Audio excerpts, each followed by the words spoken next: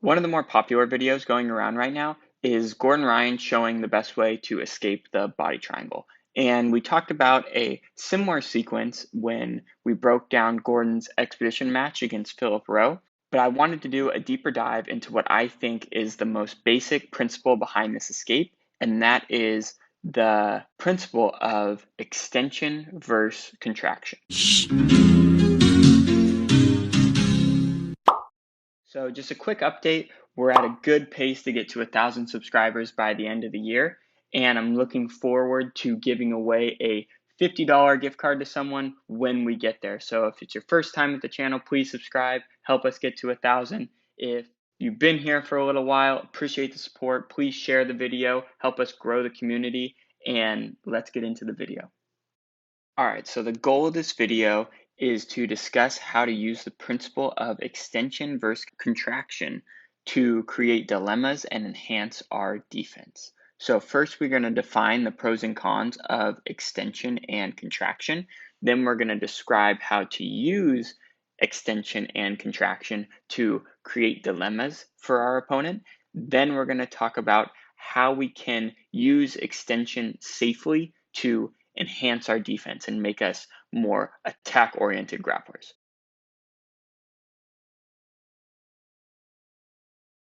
So the idea behind extension is if your limbs are extended wide, it gives you a very solid base. So if someone were to push you, it would be very hard for them to get you to fall. Now, when you compare that to someone standing on one leg, their base is very narrow. And if someone were to push them, they would most likely fall. Now, from a jiu-jitsu standpoint, standing on one foot would be similar to being in a very tight turtle position. You're very contracted, your base is very narrow, and you're very easily tipped over. Now, extension would be similar to an open turtle position. Your elbows are away from your knees. You have a much wider base when your limbs are extended, and it's going to be much more difficult to get you to fall over. The reason someone would elect to take a closed turtle position is that it prevents your opponent from getting inside position, right? It prevents their over-under grip, their seatbelt grip from coming in, and it prevents their feet from getting in as hooks to control the back position, right? That's the benefit of the closed turtle position. Now, we already discussed the downside of that is it makes it much easier to tip you over, right? Now, the reason someone would elect to extend themselves into a wider turtle base is that it gives them more stability. However, it exposes more inside space for your opponent to capitalize on. Those are the pros and cons of being contracted versus being extended. Now we're going to talk about how to play extension versus contraction off of one another to create a dilemma. So here is a real life example of the scenario we just discussed from turtle position. The person on bottom currently has a very narrow, contracted turtle position to prevent the second foot of his opponent from coming in to control the position. Now, as the player on top leans to their right, if the person on bottom elects to maintain that contracted position, that means they'll fall over because their base is very narrow. So to prevent that from happening, they're going to extend themselves to widen their base. And when they extend themselves to widen their base, that allows the top player to throw in their second hook to control the position and get the points. So you can see how you're kind of putting your opponent between a rock and a hard place, right? If they keep their base narrow, they're going to fall. If they extend themselves to widen their base, you're going to take their back. So there's no solution, there's just a choice. And that is the beauty of creating dilemmas. So here's another scenario where our opponent is very contracted. They're on their knees, their elbows are tight to their body. They're not allowing us to get any underhooks or anything because they're very contracted. So if our opponent is playing a contracted game, that means we can start to threaten their base to create dilemmas. We can push them back and threaten to come up on top. Now, if they don't do anything to widen their base, they're going to fall and you end up on top. The way that they're going to widen their base is they're going to put their hand on the ground and they're going to give you resistance when you try to come up on top. But now we have extension, and that underhook that was so hard to get previously now isn't so hard to get anymore because we played contraction versus extension against one another to create a dilemma. So now we play that same game with our partner, but with an underhook. As we try and sweep them, if they keep a narrow base, they're going to fall. We're going to end up on top. If they decide to widen their base by extending themselves, that allows us to go into other forms of attack, like the pinch headlock or the shoulder crunch to complete the sweep. Or best case, we go right into a submission from there, because all a submission is extending a limb away from the body.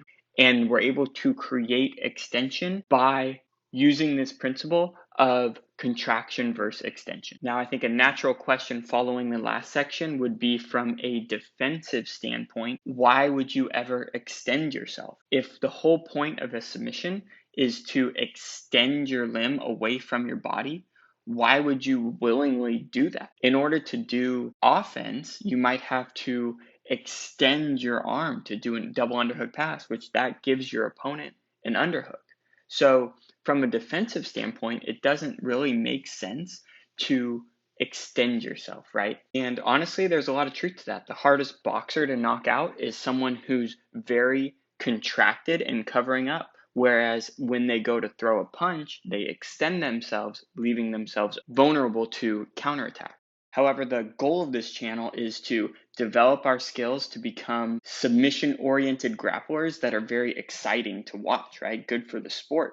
So I think a better question to ask from a defensive standpoint is, when should I be contracted and when is it okay to extend myself? We talked about in a previous video how mistake wrestlers tend to make when they start doing jiu-jitsu is they tend to extend themselves at incorrect times, which does not lead to good results in jiu-jitsu oriented rule sets. Now, basic jiu-jitsu 101 would be, if you're in a dominant position like the top of mount, it's okay for you to start extending your body, right? You could see Gordon Ryan extending his own arms to try and create offense. Whereas from a defensive standpoint, if you're in an inferior position, you should be focusing on contracting.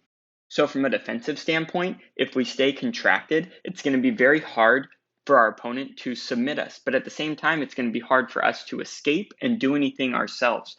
So if you watched Gordon's video of the best way to escape a body triangle, he encourages us to extend our bodies to escape a defensive position. Now, on the surface, it's like, okay, why would we extend ourselves from a very inferior position like the back mount?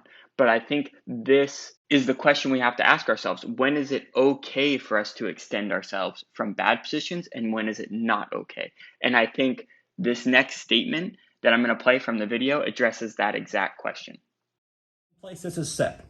If at any point, because people on Reddit, of course, were arguing about this, if at any point Bernardo separates my primary hand from his hand, I have to stop whatever I'm doing and replace the primary hand. This is the priority. When someone takes our back, they're typically going to have one arm over our shoulder and one arm under our armpit, right? The over-under grip or the seatbelt grip, whatever you want to call it. But the one over our shoulder is going to be the one that's going to be choking us. So Gordon says the priority is to control that hand. And if you're subscribed, you saw we talked about this a few weeks ago when we broke down Gordon's expedition match against Philip Rowe. But when Gordon got his back taken in this match, you can see he's extending his left arm to work on untying the feet of his opponent. But he's only doing that because he has control of the primary arm that's going to be strangling him. So the principle behind this is your focus from a defensive position should be contraction until you, in this scenario, control the primary threat of your opponent, which is that strangle arm. Once you win that battle, then it's okay for you to start extending your body to facilitate an escape. But if at any time that control of that strangle hand is compromised, you have to stop whatever you're doing and focus on contraction. Focus on getting control and neutralizing that primary threat before you start extending. Because the last thing you want is to be extended without your consent, that's a recipe for disaster, right? So we want to extend ourselves, but we want to do it on our own terms when we neutralize our opponent's primary threat. Hope you guys enjoy the video. Please like, please subscribe, please share. We're on the road to 1,000 subscribers. I really appreciate your guys' support, and we'll see you next time.